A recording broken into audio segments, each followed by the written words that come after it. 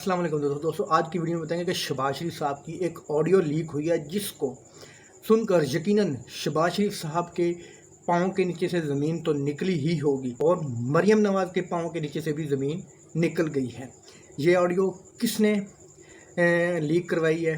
ये मरियम नवाज़ साहब के बेटे के लिए एक इंडिया से कोई मशीनरी मंगवा रहे थे, उसकी ये ऑडियो लीक है। और ये ऑडियो नहीं है, ये एक रिकॉर्डिंग है जो कि कमरे में बैठकर चोरी से मोबाइल को ऑन करके, कैमरा ऑन करके इसकी ऑडियो बनाई गई है। इस ऑडियो का ताल्लुक इमरान खान के लॉन्ग मार्च की कॉल देने में ताख़ीर से है कि इमरान खान साहब को कहीं तसल्ली दी गई थी कि अगर आप 10 से 15 दिन रुक जाएं और रुकने के बाद अगर आप मैक्सिमम इतने लोग ले आएँ तो हम पिंडी वाले आपके साथ मिल जाएंगे। तो ये ऑडियो भी लीक की है और मैसेज दिया है मरियम को और शहबाज शरीफ को कि अगर आप लोगों ने हुकूमत ना तोड़ी तो हमने आपकी ये कुछ ऑडियो अभी रिलीज़ कर दी है। अगर आपने बात ना मानी तो हम पूरी फिल्म आवाम के सामने चला देंगे। आपके रवाबत इंडिया से किन किन मामलात पे हैं, हम आपको सारी फिल्म चला देंगे अगर आपने हुकूमत ना छोड़ी तो। दोस्तों ये ऑडियो सुने। 3-4 महीने बाद डाल दिया था, फ्लैग आएगा था।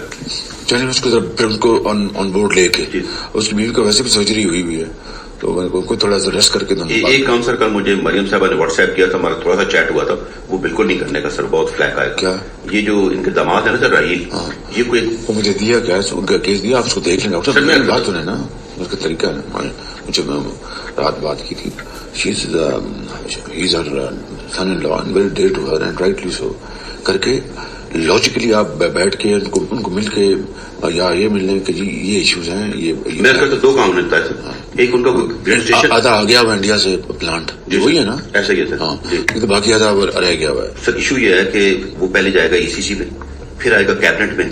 अब प्राइम मिनिस्टर की अजीज फॉर्मर प्राइम मिनिस्टर की डायरेक्ट फैमिली का इंडिया से मशीनरी आना ऑप्टिक्स के लिए तो बड़ा सर, ऑप्टिक्स ये बिल्कुल गले पड़ जाएगी बात। बिल्कुल मैं मानता हूँ, तो उसको आप पहले बता दें, फिर मैं उसे खुद बात कर लूंगा बड़े अच्छे तरीके से। ठीक है।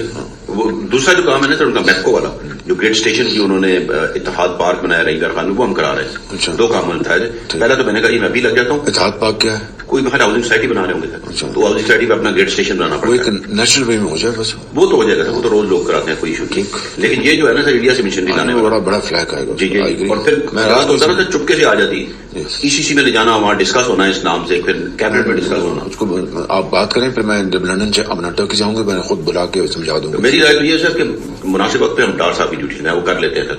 वो बड़े मियां साहब से गाड़ी भी उन्होंने रिव्यू करा रही थी, वो नहीं गई सर। ठीक है, फिर इस तरह कर लें। जी सर, इस तरह कर लें। ठीक।